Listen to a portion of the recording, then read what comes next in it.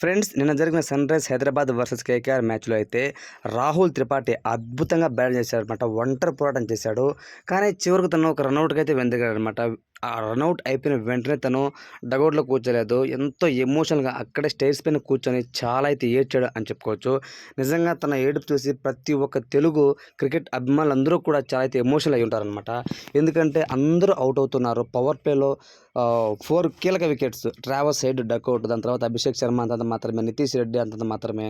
So, దాని తర్వాత అప్పుడే వచ్చేటువంటి షహబాజ్ కూడా డకౌట్ అయిపోయాడు. ఫ్రెండ్స్, 4 కీలక వికెట్లు పడినా సరే అస్సలు తడబడుకోకుండా గుడ్ హాఫ్ సెంచరీ అని చెప్పొచ్చు. బౌలర్స్ పైన విరుచుకుపడి బ్రహ్మాండంగా బ్యాటింగ్ చేశాడనమాట మన అభిషేక్ శర్మ, సారీ రాహుల్ త్రిపాఠి. అలాంటి పర్సన్ ఆ విధంగా చూసి అస్సలు తట్టుకోలేకపోయాము. కొంతవరకు అంతో ఇంతో అబ్దుల్ సమద్ బాగా ఆడతాలే అనుకున్న సమయంలో తను కూడా క్యాచ్ అవుట్ అయ్యాడు. సో, వెంటనే వికెట్స్ పడ్డాయన్నమాట. చాలా ఘోరం ఫ్రెండ్స్. ఎప్పుడు కూడా సన్‌రైజ్ హైదరాబాద్ ఈ విధంగా బ్యాటింగ్ ఆడుతుందని ఎవరు ఊహించి ఉండరు. సో, మిడిల్ ఆర్డర్‌లో అంతో ఎంతో క్లాస్ అండ్ పర్లేదనిపించాడు. దాని తర్వాత ఎండింగ్‌లో కొంతవరకు ప్యాట్ కమిన్స్ 6లు 4లు కొట్టడానికి కూడా ఇంకొక ఎండ్‌లో సపోర్ట్ లేకపోయిందనమాట. అందుకే అయితే ఓడిపోయింది.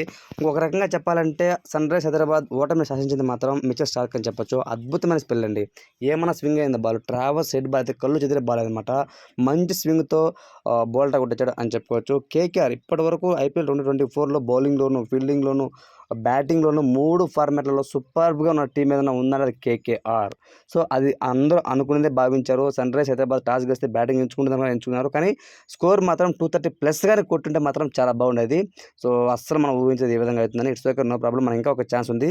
ఈరోజు జరగబోతున్న Rajasthan royals versus royal challengers Bengaluru match ఎవరైతే గెలుస్తారో వాళ్ళతో అయితే సెకండ్ ఎలిమినేటర్ మ్యాచ్ అయితే ఆడబోతుందన్నమాట మన సన్‌రైజ్ హైదరాబాద్. కనీసం ఆ మ్యాచ్‌లోనే గెలిస్తే మాత్రం ఖచ్చితంగా ఫైనల్‌కి వెళ్తుంది. ఫ్రెండ్స్, నా పాయింట్ ఆఫ్ ప్రకారం అయితే ఖచ్చితంగా ఈసారి మాక్సిమం టఫ్ టీమ్ ఏదైనా ఉందంటే అది కేకేఆరే. సో, కాబట్టి సన్‌రైజ్ హైదరాబాద్ ఇక్కడ గెలిచినా సరే టఫ్ టీమ్ మళ్ళీ మనం కేకేఆర్‌తో ఎదుర్కోవాల్సి ఉంటుంది. సో, దానికి తగినట్టు కొన్ని టీమ్స్ మార్పులు చేసుకుంటే మాత్రం ఖచ్చితంగా బాగుంటుంది అని నేను అనుకుంటున్నాను. ఎందుకంటే సన్‌రైజ్ హైదరాబాద్‌కి మెయిన్ బౌలింగ్ ఎఫెక్ట్ లేదండి. ఫిఫ్త్ బౌలర్ లేరు, సారీ ఫోర్త్ బౌలర్ లేరనమాట. అలానే ఒక మంచి ఆల్రౌండర్ నితీష్ రెడ్డి ఉన్నారు. బౌలింగ్‌లో మాత్రం అంతంత మాత్రమే. సో, కాబట్టి జయదేవ్ ఉనత్కట్ వస్తే మాత్రం బాగుంటుంది. సో, స్పిన్నర్స్ కూడా వైశాఖ్ వాళ్ళని తీసుకుంటున్నారు. మయాంక్ మార్కర్ ఉంటే చాలా బాగుంటుంది. సో, ఈ కొన్ని చేంజెస్ మాత్రం తీసుకుంటే మాత్రం సన్‌రైజ్ హైదరాబాద్ చాలా బాగుంటుంది అని నేను అనుకున్నాను. మీరేమంటారని కామెంట్ రూమ్‌లో తెలియచేయండి. Thanks for watching.